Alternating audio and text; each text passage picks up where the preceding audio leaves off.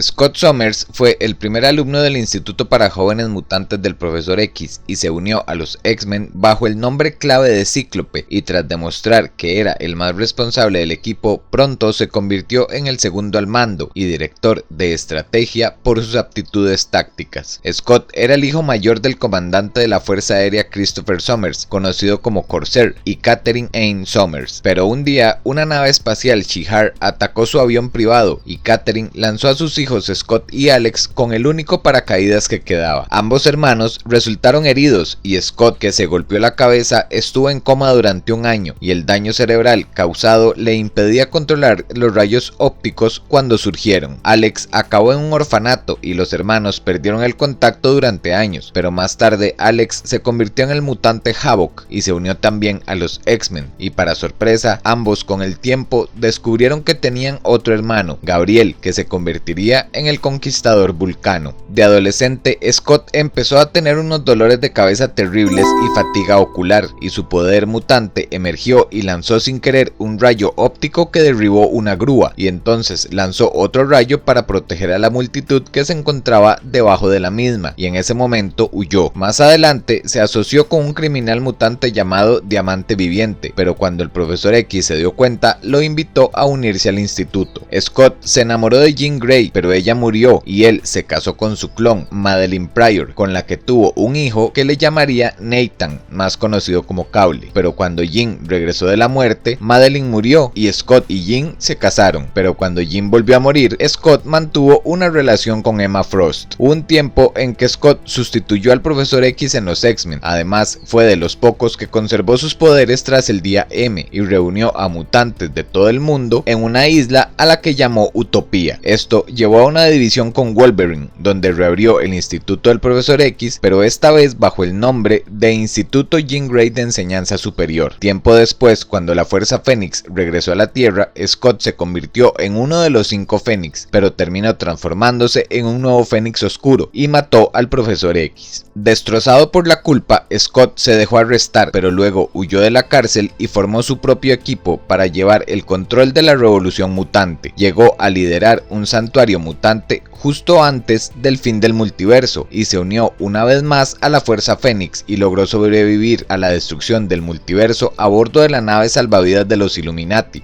pero el Doctor Doom lo asesinó en Mundo de Batalla. Cíclope resucitó cuando se restauró el universo, pero las nieblas terrígenas lo volvieron a matar. Un Cíclope joven y fuera de su tiempo que vivía en el presente odiaba su identidad anterior y se vio obligado a aceptar que tanto los mutantes como los humanos lo odiarían, pero consideraban a su encarnación anterior como un terrorista. La Fuerza Fénix resucitó al Cíclope original, pero Jean Grey lo mató para restaurar el orden natural de la vida. Entre sus poderes podemos encontrar que lanza rayos de energía solar pura de color rubí, y el poder de estos rayos es tomado de los rayos solares, porque las células de Cíclope absorben constantemente la luz solar y transfieren la energía a sus ojos. A causa de la lesión cerebral que les conté al inicio, sus rayos están siempre activos, por lo que la única manera de bloquearlos es cerrar los ojos o ponerse un visor o lentes, porque estos rayos son lo bastante poderosos como para partir una montaña en dos. Cíclope sencillamente es un mutante muy importante y con una historia bastante influyente en la vida de los X-Men. Déjame en los comentarios qué te ha parecido esta historia y nos vemos muy pronto con más historias increíbles de personajes del mundo Marvel.